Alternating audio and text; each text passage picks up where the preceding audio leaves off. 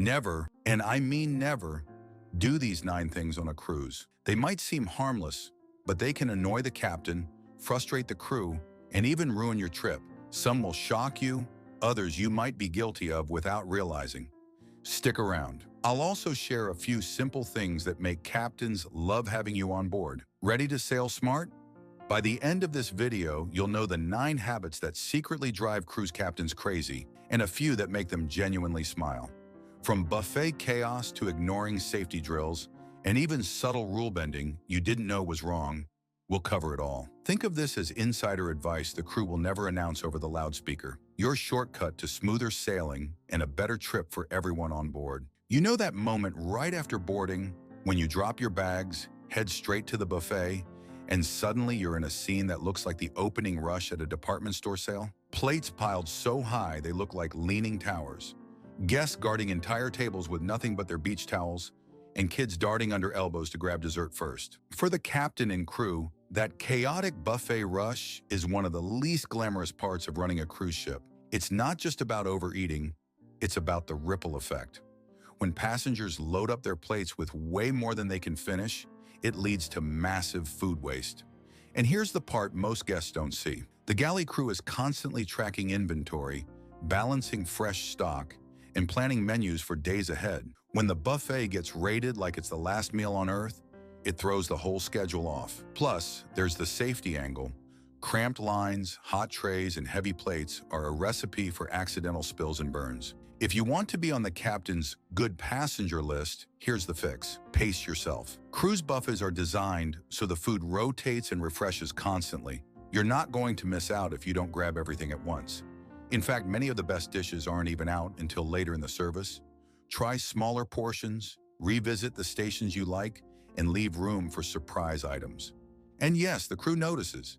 Guests who approach the buffet with patience and politeness often get little perks. A fresh slice of the day's carving item, a tip on where to find the best dessert, or just a smile that isn't forced. Up next, the one habit that can get your trip delayed and your name on the captain's watch list before you've even left port. Every cruise starts with it, the muster drill. For 20 minutes, you stand on deck or gather in a designated lounge while crew demonstrate life jacket use, emergency signals, and where to go if something goes wrong. Simple, right? Yet every sailing, there's a handful of passengers who try to accidentally miss it, slipping back to their cabin for a nap, hiding out at bar, or pretending they didn't hear the announcement. From a captain's perspective, skipping the safety drill isn't just inconsiderate, it's dangerous. International maritime law requires every passenger to attend, and until the drill is complete, the ship literally can't set sail. If even one person is unaccounted for, it delays departure for thousands of other guests. And here's the kicker. On some cruise lines, repeat offenders can get fined, confined to their cabin, or even put off the ship at the next port. But there's another reason captains hate when people dodge muster. In a real emergency, your confusion could endanger not only you, but also the people trying to help you. The drill isn't just a box to tick. It's a practice run so that if the worst happens, you'll know exactly where to go without hesitation. The fix? Treat the drill as part of your trip, not an interruption. Show up on time, listen, and pay attention. You might even pick up tips seasoned cruisers use, like the fastest route to your muster station or which areas are less crowded in an evacuation. It's a small investment of time that pays off in safety and goodwill from the crew. And speaking of goodwill, the next thing passengers do isn't illegal, but it's one of the fastest ways to sour the captain's opinion of you. Cruise crew members work some of the hardest, longest shifts you can imagine, often 10 to 14 hours a day, 7 days a week, for months at a time. And yet, the vast majority of them still greet passengers with genuine warmth and a smile. But every sailing, there are guests who treat that professionalism as an invitation to make unreasonable, even absurd demands. Think of the passenger who orders a steak dinner to their cabin at 2 a.m. and insists it be cooked exactly medium rare. Or the guest who clicks their fingers at a bar server from across the lounge. Or the person who, instead of asking politely, announces, "I paid for this cruise, so you work for me." While the crew will always aim to accommodate reasonable requests, this kind of entitled behavior wears them down. And believe it or not, word of difficult passengers travels quickly between departments, and yes, up to the captain. From the captain's perspective, Crew morale is directly tied to how smoothly the ship runs. Happy, respected crew members are more attentive, more efficient, and more willing to go the extra mile for passengers. Treating them like personal servants instead of professionals makes everyone's job harder, and it can even slow down service for other guests. The fix is simple but powerful. Treat crew members like the hardworking people they are. Learn their names, say please and thank you.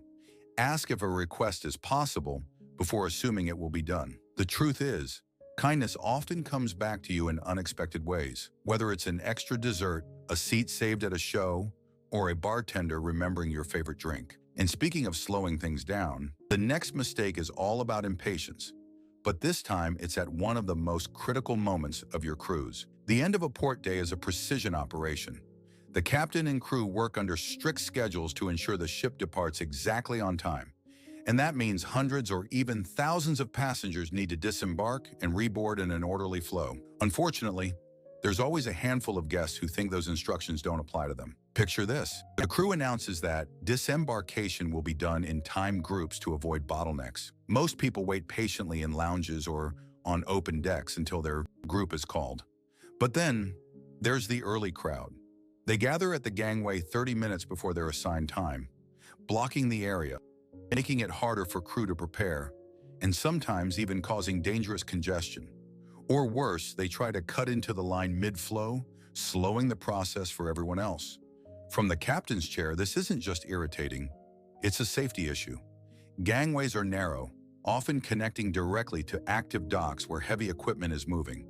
Too many people crowding the area raises the risk of trips, falls, or even someone going overboard. And here's the part most passengers miss. Every extra minute spent dealing with that congestion can delay the ship's departure, which can lead to hefty port fines. The fix? Trust the system. Cruise lines have mastered crowd control over decades of experience. When you wait for your group to be called, you're not just being polite. You're helping the entire ship stay on schedule. And as a bonus, you'll often enjoy a smoother, calmer start to your shore day instead of standing shoulder to shoulder in a hot, noisy queue.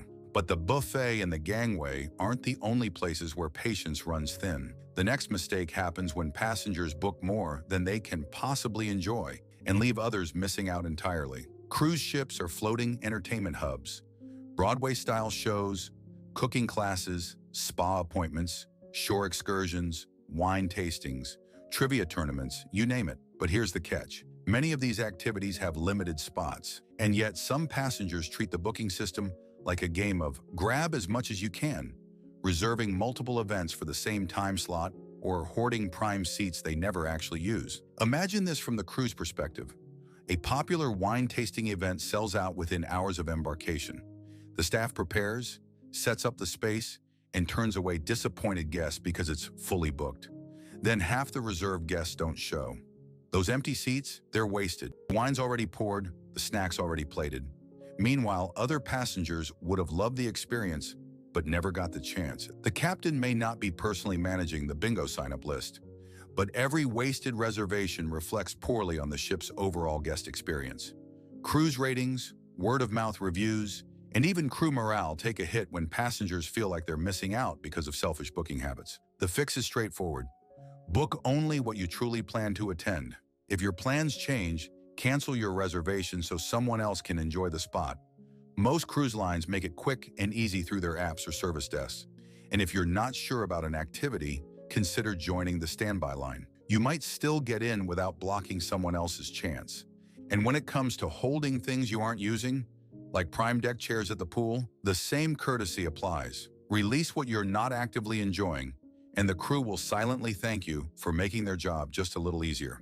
But while overbooking activities is frustrating, the next captain's pet peeve takes things a step further. It's against the rules and it can get you in real trouble. Every cruise line has its rules about what you can and can't bring on board, and alcohol is usually at the top of that list.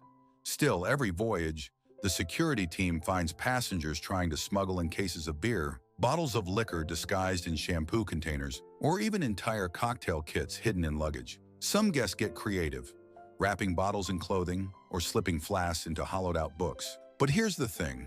The crew has seen every trick in the book. From the captain's standpoint, it's not about being the fun police.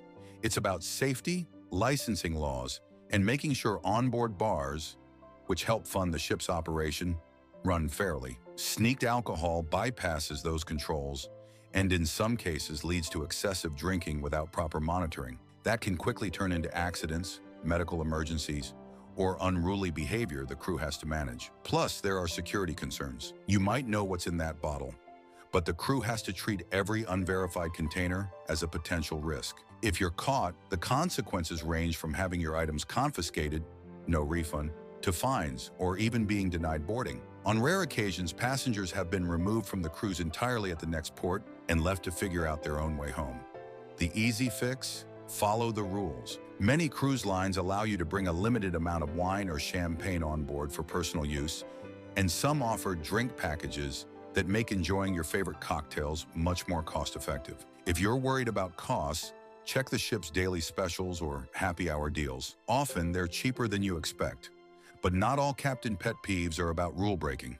Some are about simple courtesy, or the lack of it, in the ship's quietest, most peaceful spaces. Every cruise ship has its sanctuary spots: the adults-only lounge, the library, the spa relaxation room, or a tucked-away deck where you can hear nothing but the ocean. These are designed for passengers who want a little peace amid the bustle of the ship. And yet, there's always that one group who treats these spaces like their personal karaoke bar. Picture this. Someone has just settled into a comfy lounge chair with a novel, the sun slanting through the windows, soft music in the background, and suddenly a group bursts in laughing, talking at full volume, or FaceTiming relatives back home on speakerphone. The peace is gone, and so is the point of the space. From the captain's perspective, it's about respect, not just for the crew who maintain these areas, but for fellow guests who deliberately seek them out. Cruise ships are designed to cater to many moods and personalities, and quiet spaces are part of that balance. When they are disrupted, it's not only annoying but also undermines the ship's promise of offering something for everyone. The fix is simple. Match your volume to the space. If you're in a quiet area, keep voices low, silence your phone, and step outside to take calls. Want to laugh, sing, or have a lively debate? Head to one of the ship's countless bars, lounges, or open decks where it's encouraged. And here's a little insider tip. Guests who consistently show courtesy in quiet zones tend to stand out to the crew, often getting a friendly nod or even inside recommendations for the best hidden spots on the ship. But enough about pet peeves. The next point flips the script. This is something passengers do that captains actually love to see. For all the things that frustrate a captain, there are a few guest behaviors that genuinely brighten their day, and this is one of the biggest. Cruise crew members work behind the scenes to make the ship run like clockwork, often in roles passengers never see. When someone takes a moment to publicly recognize their efforts, it sends a ripple of positivity through the entire team. I've seen it happen. A passenger stands up at the end of dinner and gives a quick round of applause for the dining staff, or someone leaves a heartfelt compliment card at guest services, naming a specific crew member who went above and beyond. Sometimes it's as simple as saying thank you loudly enough for others nearby to hear. From the captain's perspective, this isn't just feel-good fluff, it has real effects. Public praise boosts morale, strengthens crew unity, and reminds everyone why they do the job despite the long hours and time away from home. It can also influence onboard recognition programs where exceptional crew members get bonuses, extra time off, or promotions. The fix here isn't about changing bad behavior, it's about embracing good habits. Next time you're impressed by a server, cabin steward, or entertainment team member, make sure someone in authority hears about it, fill out the comment card, mention their name to a supervisor, or post about your positive experience in the ship's official feedback channels. And here's the bonus. Passengers who consistently show appreciation often get noticed. You might find your cabin gets a little extra attention, your drink arrives faster, or you're tipped off about special events.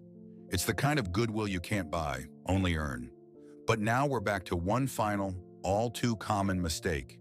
It's dangerous, it's frustrating, and it's the perfect example of why captains sometimes lose their patience. Cruise ships may be packed with entertainment, water slides, and endless photo opportunities, but they are still working vessels, massive moving structures with safety protocols in place for a reason. Unfortunately, some passengers seem to forget that entirely, treating the ship like it's one big amusement park. I've seen it all.